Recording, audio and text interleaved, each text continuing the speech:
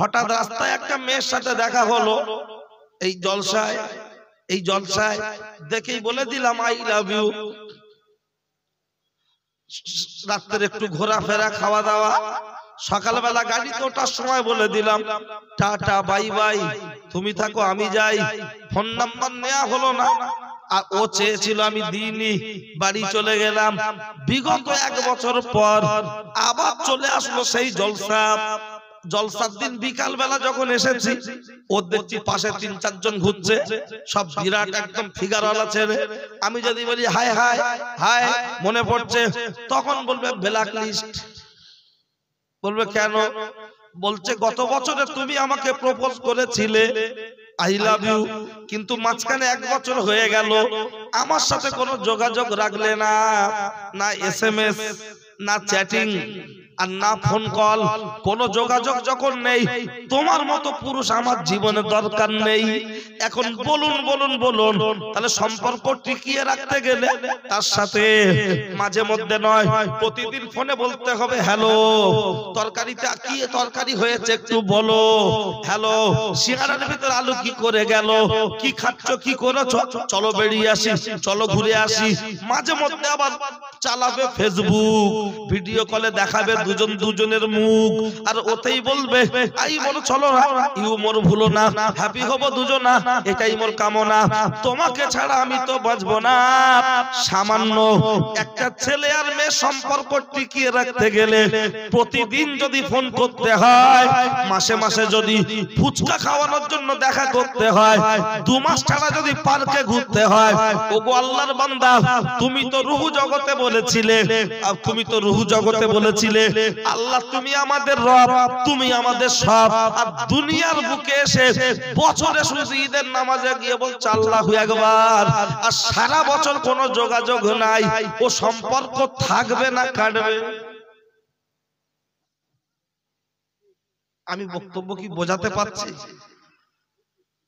কারণ আমার কথা যদি বুঝতে না পারেন তাহলে আমার বলাটা বেকার হবে, আর যদি বুঝতে পারেন একটু হ্যাঁ না বলবেন। কারণ আমরা ক্রিকেট খেলা না করলেও, ফুটবল খেলা না করলে তো জলসা করছে, তো অন্তত ওখানে তো আর কেউ বলে না ভাই হাত তালি দাও, তখন বাপ বেটায় বলে গো ছক্কা, আর এখানে অন্তত একটু বলেন যে হ্যাঁ না। অন্তত আল্লাহর রাস্তে আপনারা আমার মুরব্বী বাপ চাচারা আছেন, যুবক ভাইয়েরা আছেন, আপনাদের কাছে এটুকু আশা করব, একটু সবাই মিলে একটু তাকবীর দেওয়া যাবে, আল্লাহু আকবার বলা যাবে। একা একা বললে হবে না, অন্তত যারা বাড়িতে আছে রাস্তায় ওদিকে ঘুরছে ওরা বুঝুক যে ওর বোনাইরা সব এখানে আছে। কারণ কিছু মুসলমানের বাচ্চা সবাই এসে এমন ভাবলে ঘুরছে, মনে হয় যেন টোটাল কন্ট্রাক্টর এখানে আছে, সবটা ওর তত্ত্বাবধানে হচ্ছে। অন্তত আমি এই কুটুম দেখলে আমার চোখের বিষ, কুটুম দেখলে আমার মাথা জ্বালা করে। যদি বলেন কেন, অধিকাংশ কুটুম সবার জন্য আসে, কিন্তু টোটালে সবাই 5 মিনিট হাজিরা দেয় না, এরকম বহু কুটুম আছে না? আবার এসে বলে শরীরটা ভালো, তোর কলেরা হলো তুই এলি, তুই হসপিটালে গে শো। আর যে কুটুম আর বাড়িওয়ালাও এমন ছেঁচড়া, সে বলছে আজ উল্টো না তোমার আসতে হবে, জলসা হচ্ছে, তা সে এসে কি করবে? তোমার গাছে পানি দেবে? তার তো দাওয়াত করছো সভা শোনার জন্য, তার সময় নেই, তা তুমি তার জোর করছো কেন?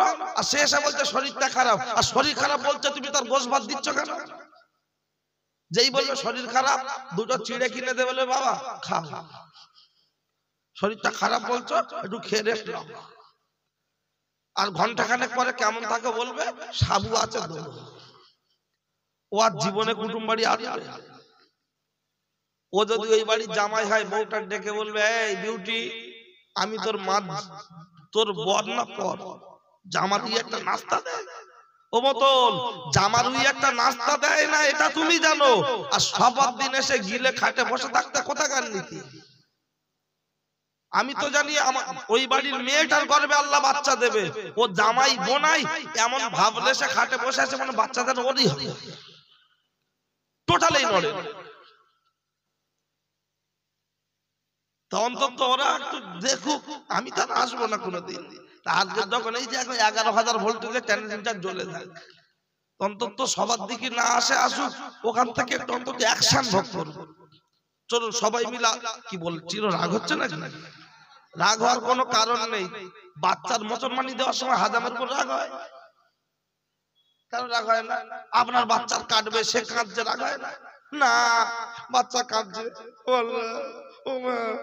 ওর দাদু বলছে কি হয়েছে? বলছে আমার ভয় লাগছে। বলছে কিচ্ছু হবে না। বলছে কতটা কাটবে? বলছে একটু।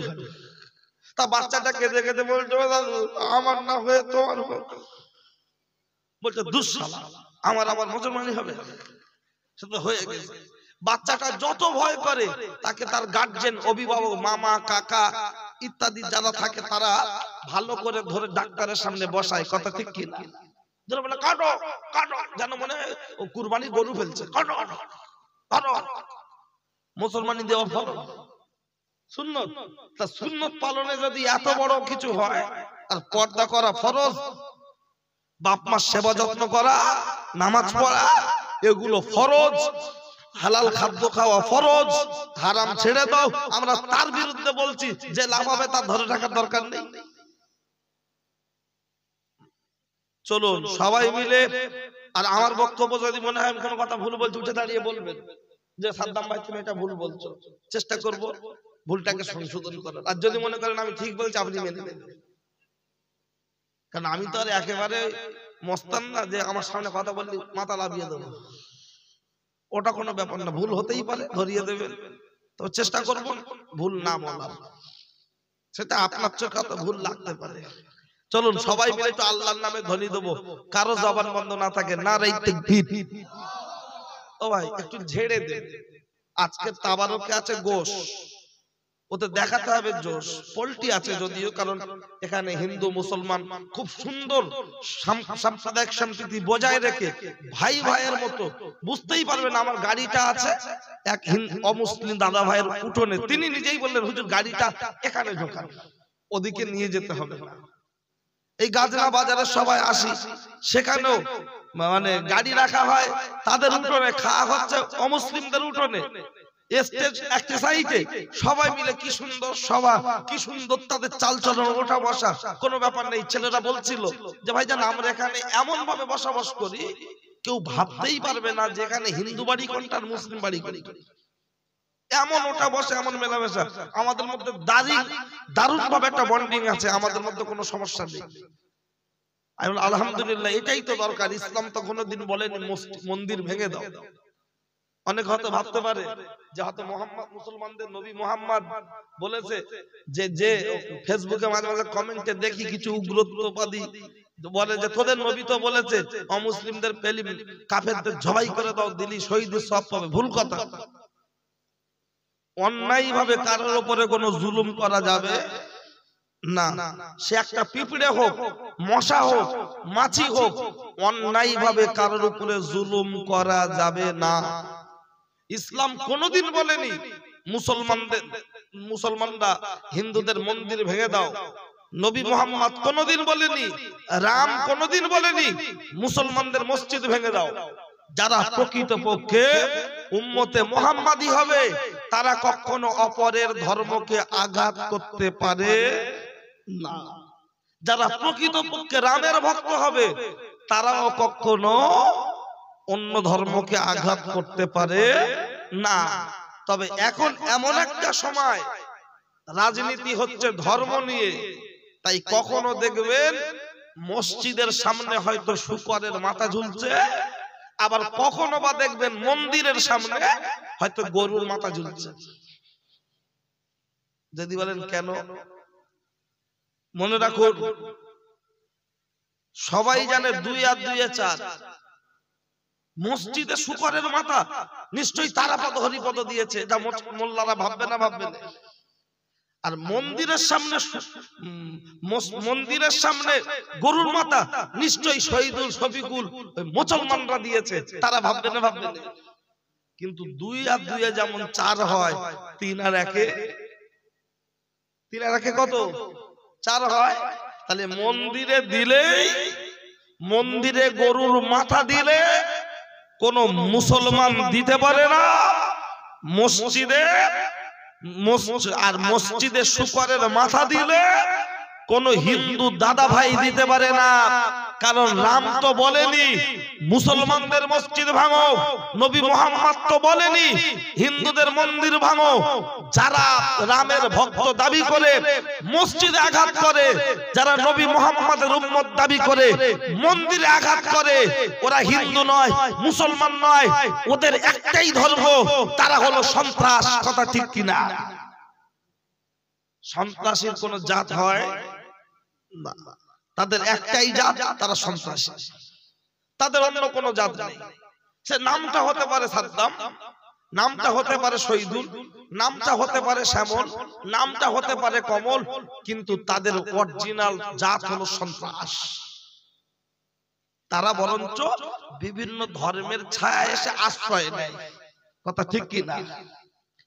তাই আমি হিন্দু মুসলমান যেখানে মিশ্রণ বসবাস, আপনার পাড়ায় যদি একটা মন্দিরে ক্ষতি হয়, তার পাহারা দেওয়ার দায়িত্ব মুসলমান যুবকদের। এই পাড়ার ভিতরে যদি একটা মসজিদে ক্ষতি হয়, তার পাহারা দেওয়ার দায়িত্ব অমুসলিম যুবকদের। কবি বলেছেন, এক বৃন্তে দুটি কুসুম, হিন্দু মুসলমান, মুসলিম তার নয়নমণি, হিন্দু তার প্রাণ। এটা শুধু বইয়ের কাগজে থাকলে হবে না, এটা মগজে রাখতে হবে এবং বাস্তবে সেটা বাস্তবায়ন করতে হবে। শুধু কাগজে দেখে ওই নেতারা মাইক ধরলেই বলে আমরা হিন্দু মুসলমান ঠিক আছি, বরঞ্চ দেখবেন কিছু নেতা রয়েছে তারাই হিন্দু মুসলমানের এই ভিটামিন টনিকটা খাইয়ে ভোট ব্যাংক করতে চায়। কথা ঠিক কিনা? সেই XYZ যে কোনো দল, যে কোনো পার্টি, যে কোনো নেতা হতে পারে। কারণ আমরা মানুষ, আমরা শান্তি সম্প্রীতির সাথে বসবাস করতে চাই। চলো সবাই মিলে আর একবার আল্লাহর নামে ধ্বনি দেবো দিয়ে আমি যেখানে বক্তব্য করছিলাম ফিরে সেখানেই যাব। সবাই মিলে একসঙ্গে একটু আল্লাহর নামে নেব। আর সাম্প্রদায়িক সম্প্রীতির কথা আমি সব জায়গাতেই বলি, বিশেষ করে আমাদের সভাগুলো তো বেশি টাউন এলাকায় হয়, দাওয়াত তো একটু সেখানে আলোচনা, বার্তা, মেসেজ দিতে হয়। তো এখানে দিলাম, আপনারা সবাই মিলে একটু আল্লাহর নামের উচ্চ স্বরে একটু আওয়াজ দেবেন, নারায়ে তাকবীর। মাশাআল্লাহ। ও ছেলেরা, ও নওজোয়ান যুবকেরা, ও আমার মুরব্বিয়ান বাপ, অন্যায় হলে আমার করে দেবেন মাপ। বাড়ি তারকেশ্বর বাগ বাড়ি, কথাগুলো বলবো বাড়াবাড়ি, রাগ করবেন না তাড়াতাড়ি। আমার নাম সাদ্দাম, আমার নেই কোনো দাম, কথাগুলো হবে টাইগার বাম, শুনলে আসবে অনেক কাম, দিতে পারবো না আপনাদের সময়ের দাম। তবে আমি যে কথা বলছিলাম, চলো লক্ষ্য করলে দেখতে পাওয়া যায়।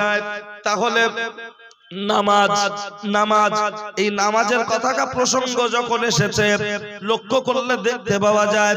ও ছেলেরা, ও নওজোয়ান যুবকেরা, আপনি আমি আমরা একটু লক্ষ্য করলে দেখতে পাবো, এই নামাজের কথা যদি বারবার বলা হয়, তখন বলে ও সাদ্দাম ভাই, হাঁস যখন পুকুরে ডুব দেয় ও তো ওর খাদ্য সঞ্চয় করে। আমরা মুসলমানের বাচ্চা ঈদের দিনে খাবো কেজি কেজি লাচ্চা, নিজেকে প্রমাণ করছি বিরাট বড় সাচ্চা। মসজিদে গিয়ে মাথাটা নিচু করব, কোমরটা উঁচু করব, তার বিনিময়ে কি পেতে পারি, তার বিনিময়ে কি পেতে পারি? ও ছেলেরা, ও নওজোয়ান যুবকেরা, নিশ্চয়ই তা আমি আপনার মাঝে দৃষ্টান্ত রাখবো। এখন বলুন বলুন বলুন, টিভিতে খবর হয়, মোবাইলে খবর হয়, যদি বলে দেয় আগামীকাল বাংলা বন্ধ, টোটাল পশ্চিম বাংলায় যখন যে সরকার ক্ষমতায় থাকে সে বন্ধ ডাকলে সমস্ত দোকান বন্ধ হবে কি হবে না? যখন বামফ্রন্ট ক্ষমতায় ছিল সেও বন্ধ ছিল, কংগ্রেস যখন ক্ষমতায় ছিল তার কথাও দোকান বন্ধ হতো। এখন যেমন আপনার টিএমসি সরকার ক্ষমতায়, তার কথা মতো দোকান বন্ধ হয়। টিভিতে খবর দুবার হলে ওটা হয় খাস খবর, খাস খবর। তাহলে নামাজের কথাটা কোরআন শরীফে কতবার এসেছে? ঠিক বলেছেন, 82 বার, 82 বার। আকিমুস সালাত ওয়া আতুজ যাকাত, তোমরা নামাজ কায়েম করো, পাশাপাশি যাকাত প্রদান করো, এটা তোমাদের জন্য খাস খবর। খাস খবর এখন বলুন ও ছেলেরা, ও নওজোয়ান যুবকেরা, তাহলে 82 বার যখন কোরআনে ঘোষণা হয়েছে, তাহলে এটা মানুষের জন্য খাস খবর আছে না নাই? বলবেন আমার আল্লাহ কি বান্দাকে, নিশ্চয়ই। বলবেন কোথায়? কোরআন। বলবেন কোথায়? এতদিন তো শুনি নাই। নিশ্চয়ই আমি আপনার মাঝে উপস্থাপন করব। অনেক যুবক ভাইয়েরা আছেন, ওদের উদ্দেশ্য একটু পরে বলবো, কারণ এখন যে প্যান্ট ছেঁড়া বেশি সে প্যান্টের দাম বেশি, আছে না নাই? যে প্যান্ট ছেঁড়া বেশি সে প্যান্টের দাম বেশি, ওটা একটু পরে দিচ্ছি, আগে দিকটা একটু সাজিয়ে নি। কারণ আমার জলসায় বেশি যুবকরা ভিড় করে, কিন্তু আজকে দেখছি বেশি মুরব্বীরা, কারণ যুবকরা এখন সব ওদিকে, এখন মানে অন্য জিনিসে সব ব্যস্ত, সব বুঝি, বেশি বলা যাবে না, সব মুরব্বী কাদের আর বেশি বলবো। তবে দেখি শেষ ফিনিশিং এ একটা হাই পাওয়ার অ্যান্টিবায়োটিক দিয়ে তারপরে যা হবে দেখা যাবে। ও ছেলেরা, ও নওজোয়ান যুবকেরা, ও আমার মুরব্বিয়ান বাপ, বলবেন আমার আল্লাহ কোথায় বান্দাকে? পার্টির তরফ থেকে বান্দা গেলে সমস্ত দোকান বন্ধ হয়, কিন্তু ওষুধের দোকান, মিষ্টির দোকান খোলা থাকে কি থাকে না? যতই বন্ধ হোক এ দুটো দোকান খোলা থাকে। বলবেন আমার আল্লাহ কোথায় বন্ধ রেখেছে? চলুন সূরাতুল জুমা, কোন হাবেশ শেষ থাকলে মিলিয়ে দেখে নিতে বলবেন, গল্প নয়। আমার আল্লাহ কোরআন শরীফের মধ্যে বলেছেন, ইযা নুদিয়া লিস-সালাতি মিন ইয়াউমিল জুমাতি ফাসআউ ইলা যিকরিল্লাহ, যখন তোমাদের জন্য মুয়াজ্জিন মসজিদে আযান দিয়ে দিল, দোকানদার বিক্রি বন্ধ করো, খরিদ্দার কেনা বন্ধ করো, দোকানদার বেচা বন্ধ করো, খরিদ্দার কেনা বন্ধ করো। মুয়াজ্জিন যখন মসজিদে বলছে হাইয়া আলাল ফালা, চাষিরা চাষ রেখে নামাজের জন্য পালা, হাইয়া আলাল ফালা, ড্রাইভার গাড়ি ছেড়ে নামাজের জন্য পালা, হাইয়া আলাল ফালা, দোকানদার দোকান ছেড়ে নামাজের জন্য পালা। এটা তোমাদের জন্য বাংলা বন, দোকান বন্ধ করো, দোকান বন্ধ করো, চাষ বন্ধ করো। এখন পড়তে হবে নামাজ, গড়তে হবে সমাজ। তবে 7, 8, 9 নামাজ না পড়লে মুসলমানকে দিতে হবে ফাইন। 4, 5, 6 নামাজ পড়লে আল্লাহ নেবেন রিস্ক। আর 1010 মুসলমানের জন্য নামাজটা হলো মেন। লক্ষ্য করলে দেখতে পাওয়া যায়, ও ছেলেরা, ও নওজোয়ান যুবকেরা, বলবেন ও সাদ্দাম ভাই, তুমি তো সব কাজ বন্ধ করতে বলছো, তাহলে কোন দোকান কি খোলা থাকবে না? নিশ্চয়ই দুটো দোকান খোলা থাকবে, দুই ধরনের, একটা মিষ্টির দোকান আর একটা ওষুধের দোকান। বলবেন মিষ্টির দোকান মানে আমাদের বাজারে না, ওষুধের দোকান মানে আমাদের মার্কেটের না, আপনার চারঘাটের ওষুধের দোকান নয়। বলবেন তাহলে কোনটা? আপনার পাড়ার ভিতরে যেটা। বলবেন পাড়ার ভিতরে তো নাই, কে বলেছে? চলুন নিয়ে নেন ওষুধের দোকান আছে কি না। ও ছেলেরা, পার্টির তরফ থেকে যখন বন্ধ দেখে দেয়, সমস্ত দোকান বন্ধ হয়। ওষুধের দোকান যেমন খোলা থেকে যায়, মুয়াজ্জিন মসজিদে যখন আযান দিয়ে দিল, এটা তোমাদের জন্য বন্ধ, সবাই কাজ বন্ধ করে নামাজ পড়তে যাও।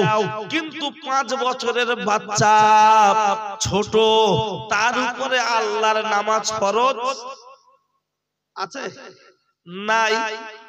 নাই। পার্টির তরফ থেকে বন্ধ দেখে দিলে সমস্ত দোকান বন্ধ হয়।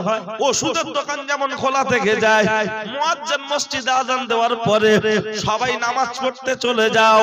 5 বছরের বাচ্চা রাস্তার ধারে খেলা করবে, ওর জন্য কোনো আপত্তি থাকতে পারে না? বলবেন তাহলে ওষুধের দোকান, ওটা হলো মিষ্টির দোকান কোনটা? নিশ্চয়ই আমি আপনার মাঝে প্রমাণ দেব মিষ্টির দোকান। চলুন, প্রত্যেকটা গ্রামে একটা দুটো মানুষ থাকে যাদের মেন্টালিটি প্রবলেম, ব্রেনের ডিস্টার্ব, এরকম মানুষ থাকে কি থাকে না? পার্টির তরফ থেকে যখন বন্ধ দেখে দেয়, সমস্ত দোকান বন্ধ হয়। মিষ্টির দোকান যেমন খোলা থেকে যায়, আমার আল্লাহ ঘর মসজিদ থেকে যখন আযান হয়ে গেল, সবাই নামাজ পড়তে চলে যাবে। এই পাগলা, খেপা, তার কাকা, বেরেন্টাল এ রাস্তার ধারে দাঁড়িয়ে থাকবে। এ দুজনকে ছাড়া সকলকে পড়তে হবে নামাজ, গড়তে হবে সমাজ। কিন্তু দুঃখের সাথে বলতে হয়, এ দুজন বাংলা বন্ধ পালন করবে, আর বাকি সকলকে মসজিদে যেতে হবে। আগে গ্রামে মসজিদ ছিল কাঁচা, এই মুরব্বি যারা বসে আছে ওনাদের ঈমানটা ছিল পাকা, এখন গ্রামে মসজিদ হয়েছে পাকা, আর আমাদের জন যুবক ছেলেদের ঈমানটা হয়ে গেছে কাঁচা। কথা ঠিক না বলবেন হুজুর? না না, আমাদের ঈমান পাকা। আপনি প্রমাণ দেন। চলুন, প্রমাণ আমার কাছে আছে, প্রমাণ আমি দেব। ভাইজান এদিকে চলে আসেন, ওই ভাইকে ডেকে দেন, এদিকে চলে আসেন, উপরে চলে আসেন, আসুন স্টেজে বসে। আরে আল্লাহ আপনাদের সম্মান দিয়েছে, আপনারা নিচে কেন বসবেন? আসেন।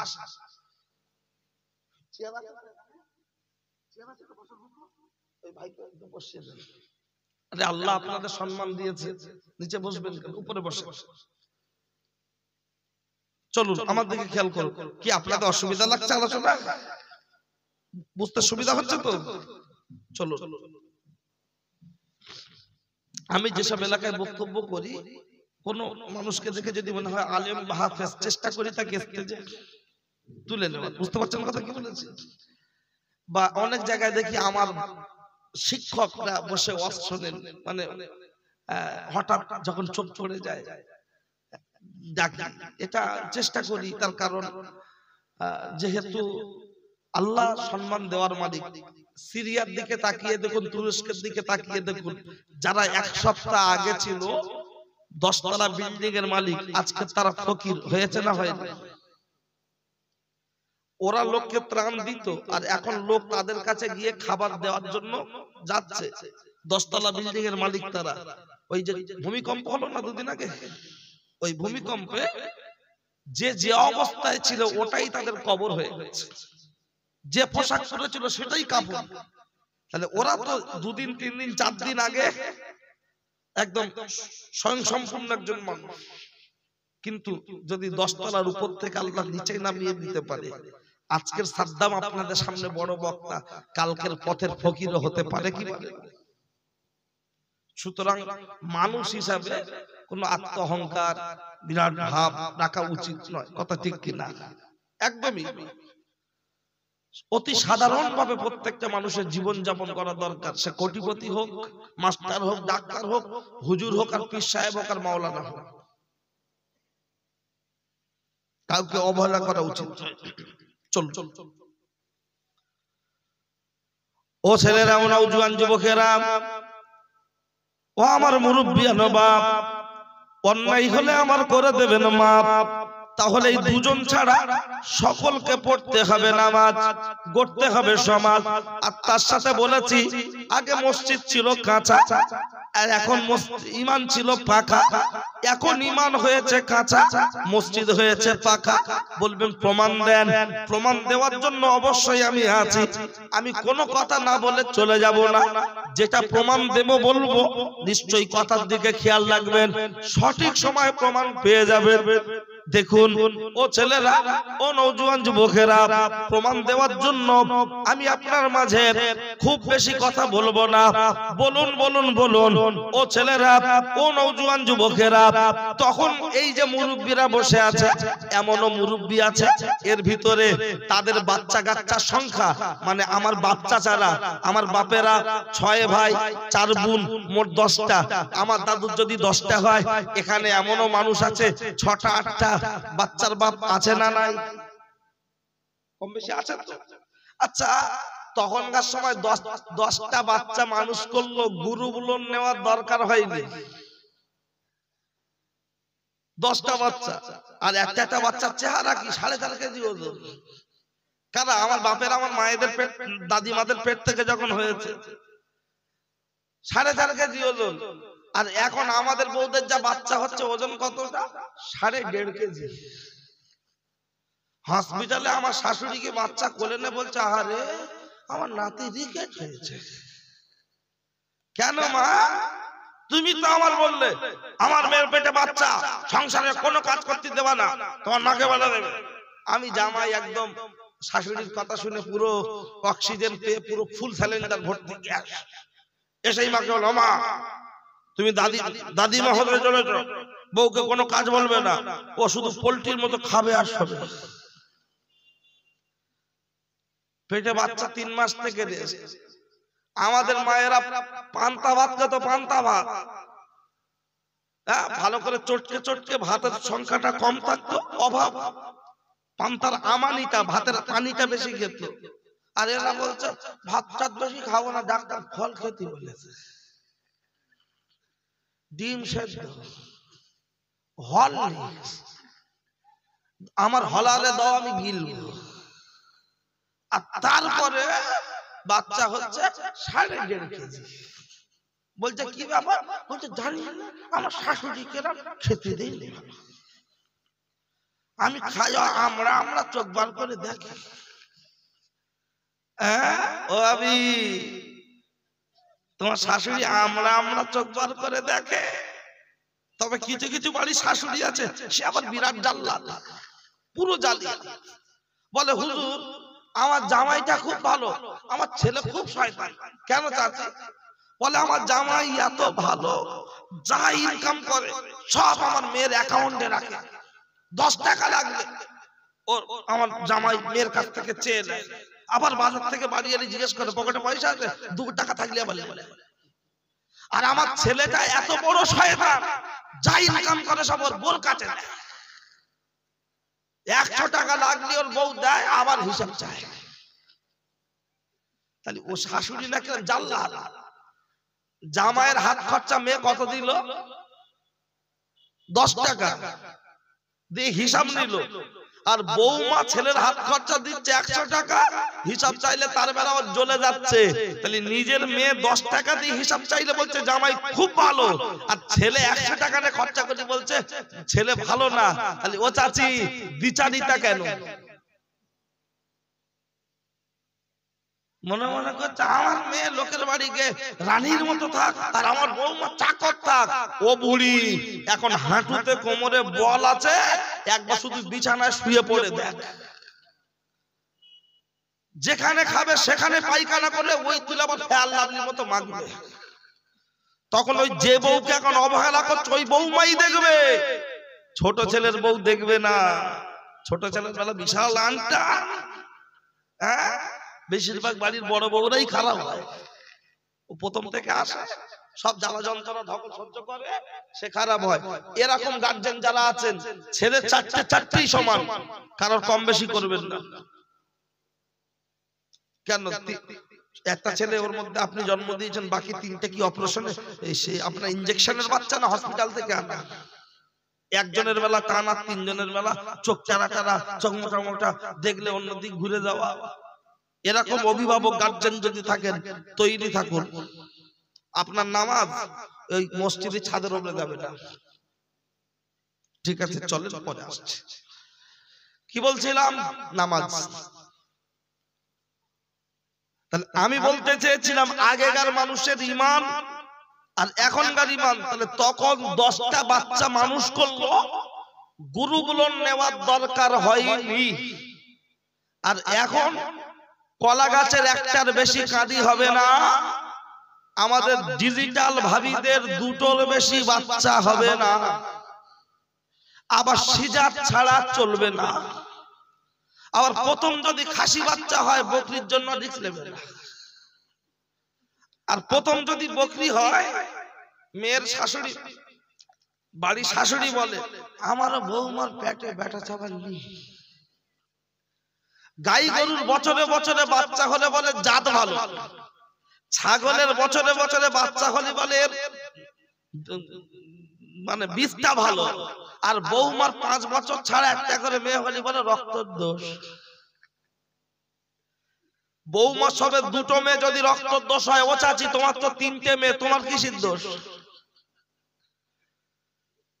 যদি ছেলে বা মেয়ে জন্ম দেওয়ার দায়িত্ব যদি স্বামীর বা স্ত্রীর উপরে থাকতো, তাহলে কারোর কি আর মেয়ে হতো?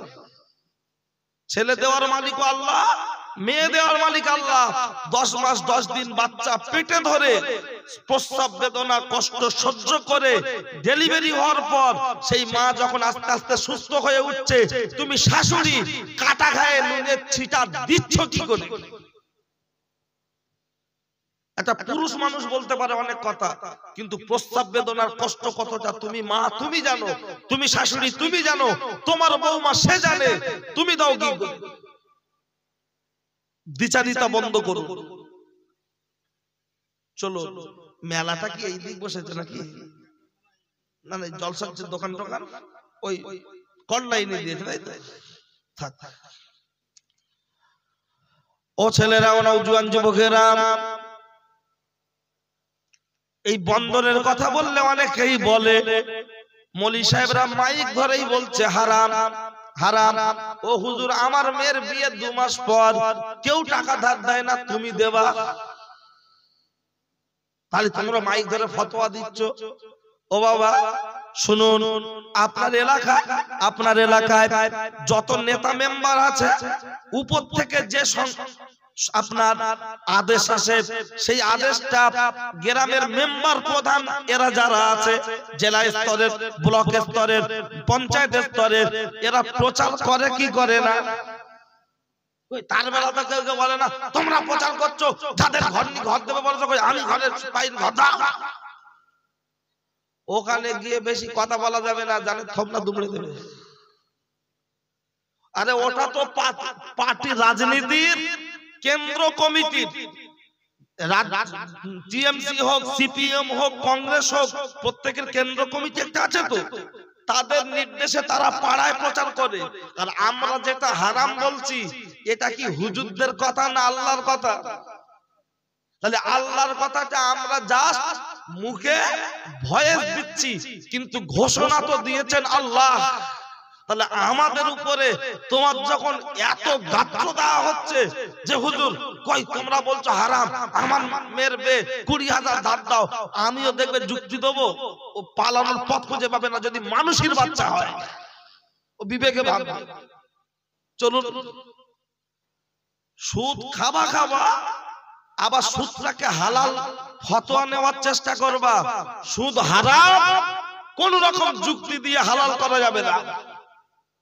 নামাজ ফরজ, পড়তে পারি না আমার ব্যর্থতা, তা বলে নামাজের উপরে ফতোয়া জারি করা যাবে না।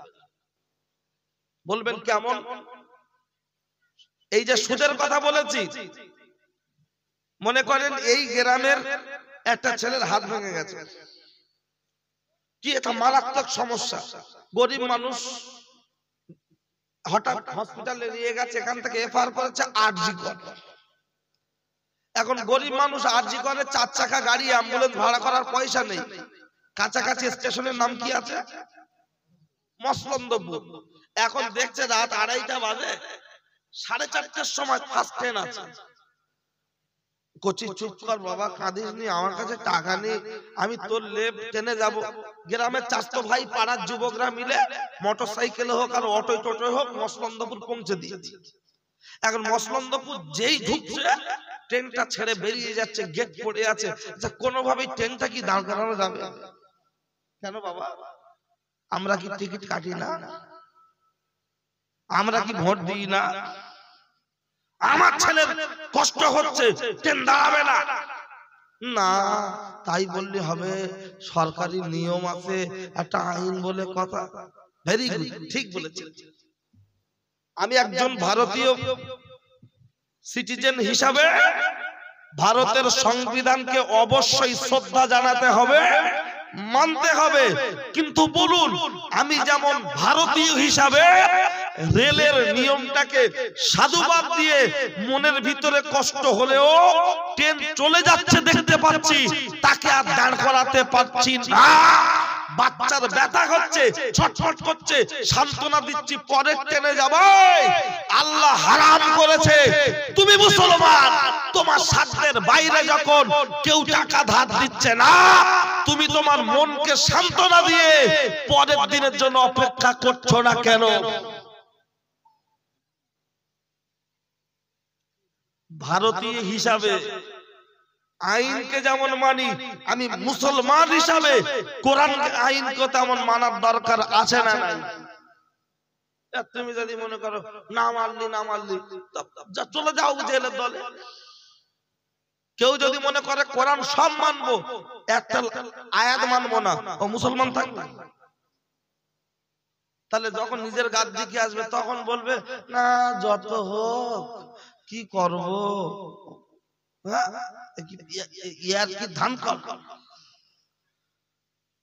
ধর্ম ওইভাবে মানা, আর মেয়েদের বলছি, এই যত বন্ধনে স্যারের পাশে বসে তত হুপ লাইন হচ্ছে না হচ্ছে না? আচ্ছা, একটা বেঁকা টেরা চোখেরা দাঁত এরকম কোন ভাবি স্যারের পাশে বসে দেখা দিবে না? কে বসে? আটটি আর ভাব, চেহারা যেমন সুন্দর, দেখতে তেমন ভালো। স্যারের পাশে বসে ও স্যার, ও স্যার, এ বুড়ি কচি কচি ভাব নিচ্ছে, একদম কি সুন্দর রানী মুখার্জির মতো টোন দিচ্ছে, ও স্যার। আর স্বামী যখন ডাকছে, এই বিউটি এদিকে এসো, জানো মনে হয় কেউটো সাপ, বিষাক্ত সাপ। স্যারের বেলা বলছে ও স্যার, ও স্যার, মধুর আওয়াজ। আর স্বামীর বেলা বিষাক্ত আওয়াজ কেন? মনে রাখবেন, সাইকেলের রিনের সাথে দুটো জিনিস আছে, একটা হলো টায়ার আর একটা হলো টিউব। টিউব যদি মনে মনে করে শালা এত বছর ভিতরে ছিলাম, বাইরে যাব, টায়ারকে ভিতরে দেবো, ও সাইকেল এখান থেকে হসপিটাল পর্যন্ত যাবে? কেন যাবে না? টিউব নরম জিনিস, লিক হয়ে যাবে। তার ছেলেরা হলো টায়ার, মেয়েরা হলো টিউব। যদি টায়ারকে অ্যাভয়েড করে টিউব দিয়ে যদি সাইকেল চালানো না যায়, মেয়েকে একজন মহিলার হাতে সব দায়িত্ব তুলে দিলে ও সহজে হসপিটাল পর্যন্ত যাবে না। লিক হবে, পাংচার হবে, টিউব দিতে হবে, তারপরে যাবে। কেমন হবে? লাঞ্ছিত হবে, বঞ্চিত হবে, ধর্ষণ হবে, শ্লীলতাহানি হবে। আবার স্বামী থাকতে থাকতে লোক ফোন করে বলবে হ্যালো হ্যালো, কোথাও কিছু না, রাত 2টার সময় ফোন আসবে, কোথাও কিছু না, রাস্তায় অন্য পুরুষের সাথে কথা হবে, ওটাই তো পাংচার, ওটাই তো প্লাস্টিক লিক, ওটাই তো আপনার টিউব চেঞ্জ। সব বুঝি আর এগুলো বুঝি না। হ্যাঁ, দিচ্ছি পরে আরেকটু, লাস্টের দিকে আরেকটু দিচ্ছি।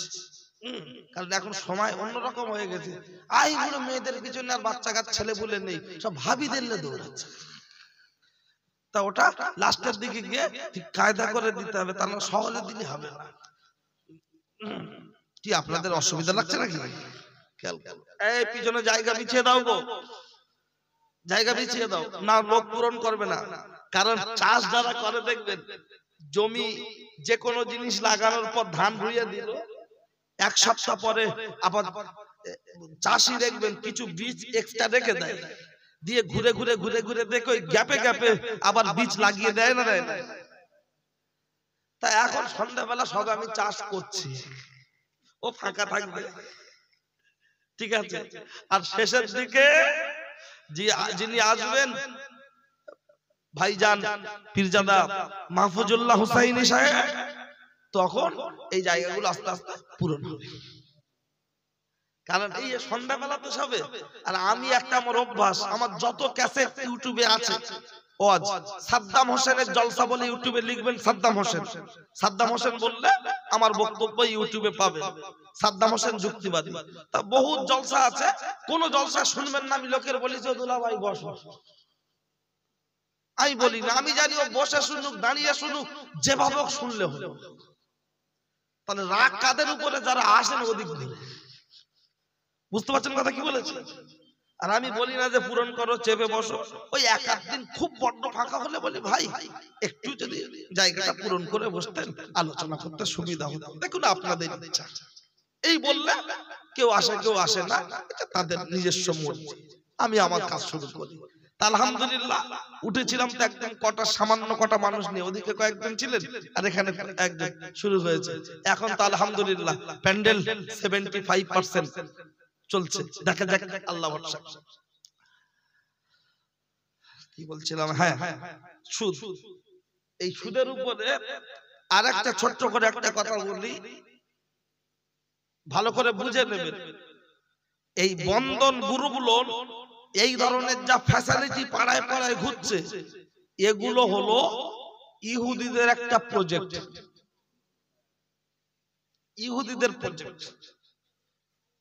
যদি বলেন সেটা কেমন, মনে রাখবেন এমনি আলুর খোলা কেউ খায় না, কিন্তু চপের ভিতরে দিলে কেউ বাদ দেয় না।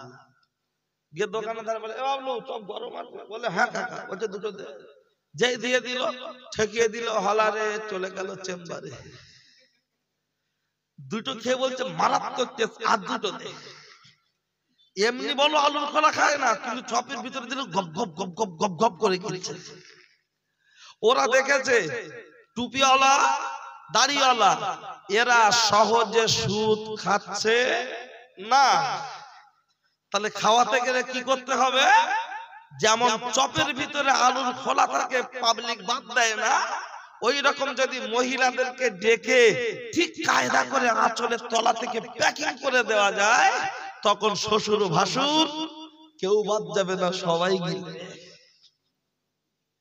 যে বাড়ি শ্বশুরের জন্য নামাজ কালাম পড়ে, যদি শ্বশুর বলে, ও বাবা তুমি এই কি সব হারাম টারাম কি করছো, ওসব করো না, ও পরের দিনও স্বামী রাত্রে শুয়ে শুয়ে অক্সিজেন দেবে।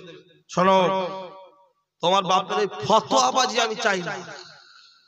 যদি এই দেবো, খায় খাবে, না খায় অন্য ছেলের কাছে যাক, অত ফতোয়ার আমি ঘাম মারি না।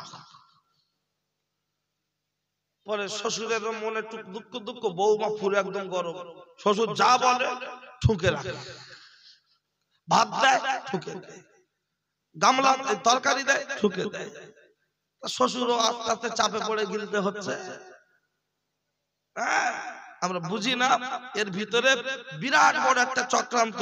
চক্রান্তটা কি পরিপূর্ণ ব্যাখ্যা দেওয়ার সময় হবে না, যেহেতু আমি 10টা 15 পর্যন্ত থাকবো। কমিটির ছেলেরা হুজুরকে নিয়ে রেডি করে রাখবে, যদি 10টা পর্যন্ত থাকার কথা ছিল, এরা একটু রিকোয়েস্ট করলো, যার জন্য আমি 10-15 মিনিট এক্সট্রা একটু থাকবো।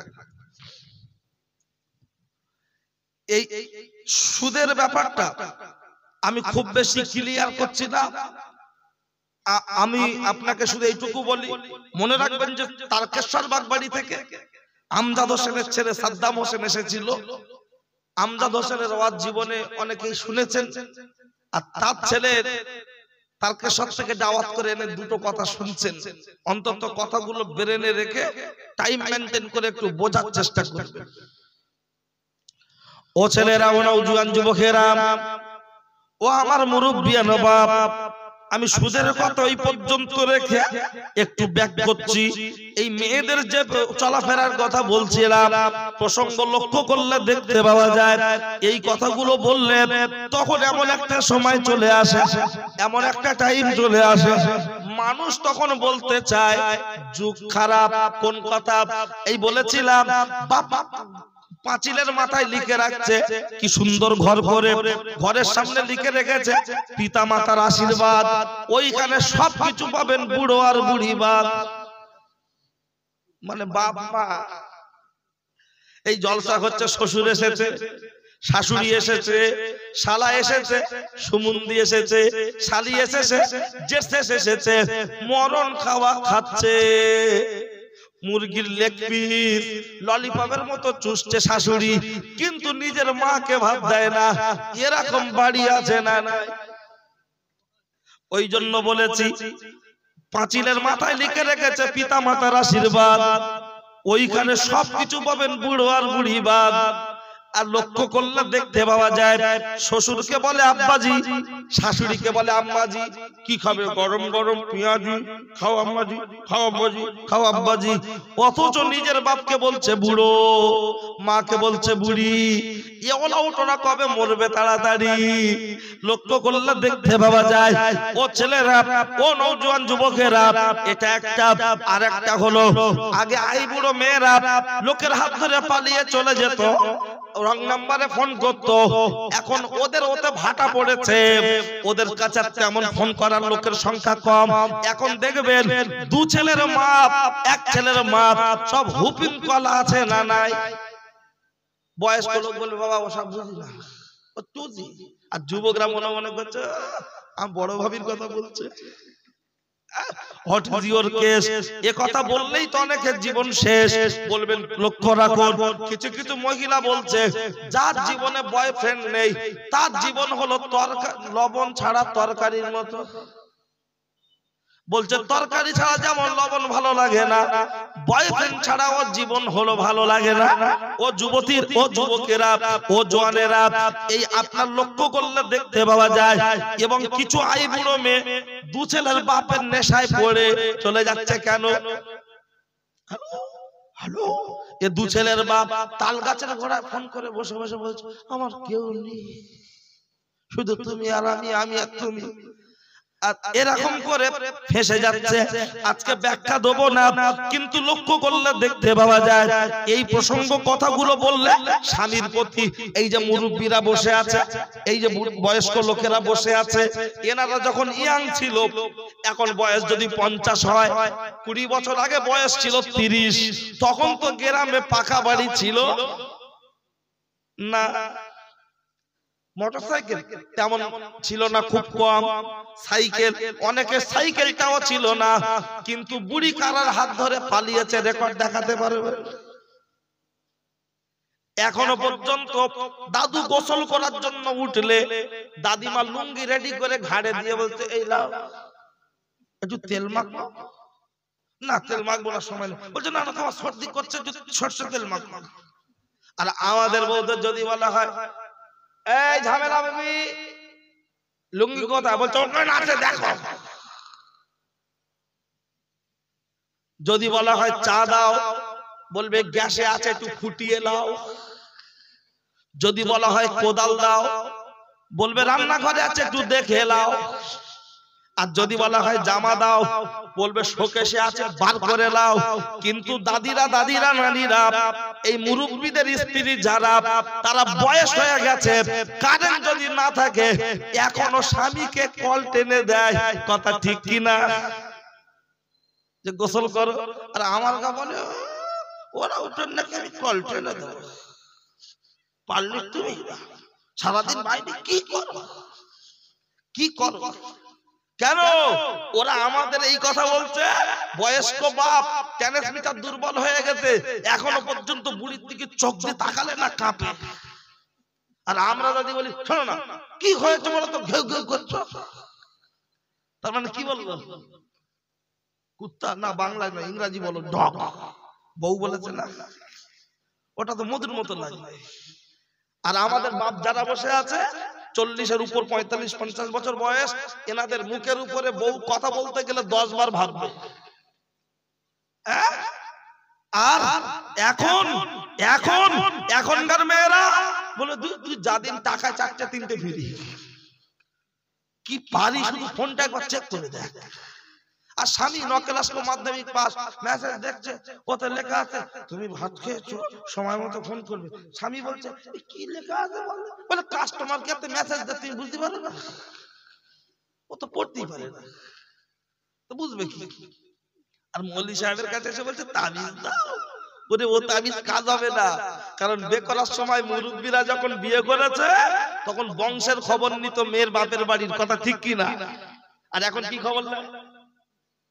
আমাদের এই পাড়ার নন্টুকার পছন্দ করে জানেন আজকে সবচাইতে যে মেয়ে তার মুখে লিপস্টিক বেশি, তার পিছনে পিছনে ঘুরে ঘুরে বলছে এর আমার চাই, যা খরচা হবে। আস্তে আস্তে পাশে গিয়ে বলছে তোমার নাম্বারটা দেবে, বলছে না দেবো না। ওর পিছনে 6 ঘন্টা ঘুরে ঘুরে নাম্বারটা খুব কষ্ট করে খালাতাবার কাছ থেকে গেলে বলছে চিনতে পেরেছো, তোমার ধর্মা বলেছি ফোনটা কাটবে না, 2 মিনিট কথা বলো। হাতে ধরে পায়ে ধরে পাগল হয়ে বিয়ে করেছে।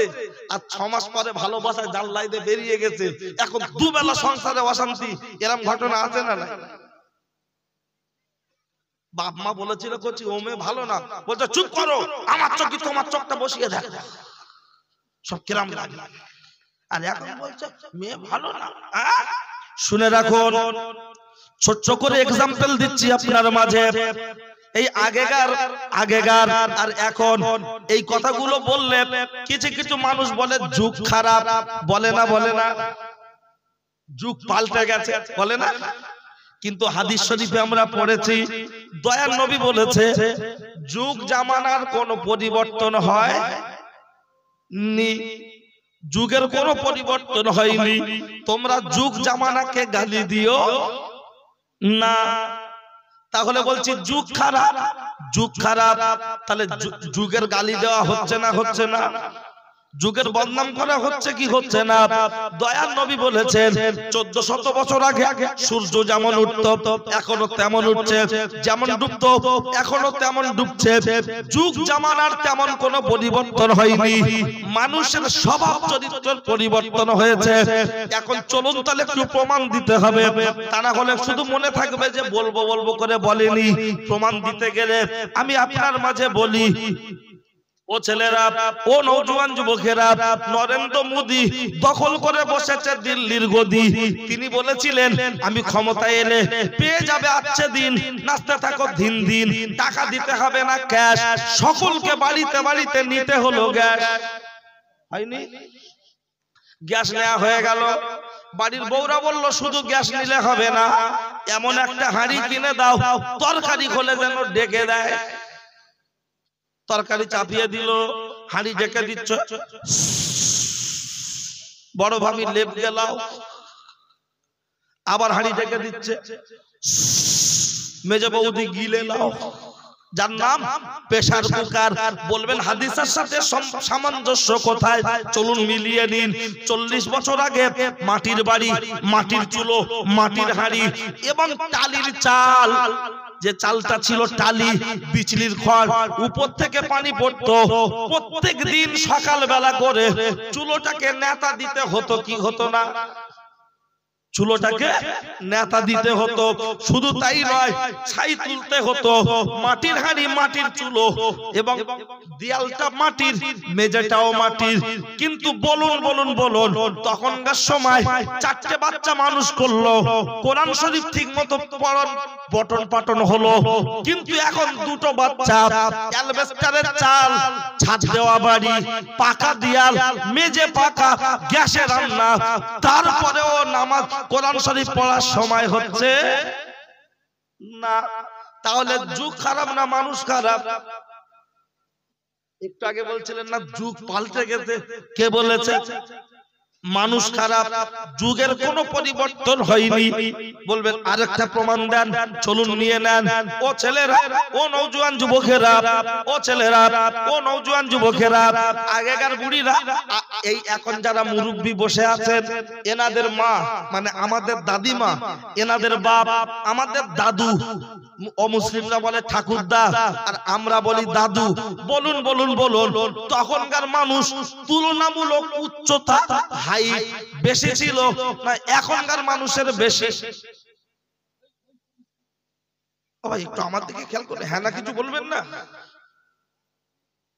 তখনকার মানুষ লম্বা বেশি ছিল না এখনকার মানুষ লম্বা?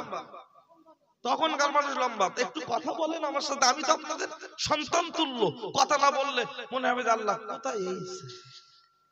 তাহলে তখনকার মানুষ লম্বা ছিল আনুমানিক 6 ফুট, তারও বেশি ছিল, কমও ছিল, কিন্তু গড়ে বাড়ে 6 ফুট।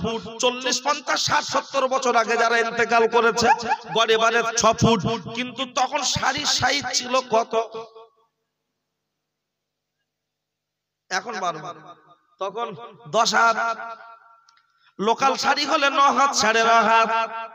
এই 9 হাত 9.5 হাতের শাড়ি, 10 হাতের শাড়ি, 6 ফুটের লম্বা দাদিমা পরেছে। আমার বাপের মা, দাদিমা, আমার বাপের শাশুড়ি, নানিমা, তারা পরেছে 9 হাত শাড়ি, 10 হাত শাড়ি।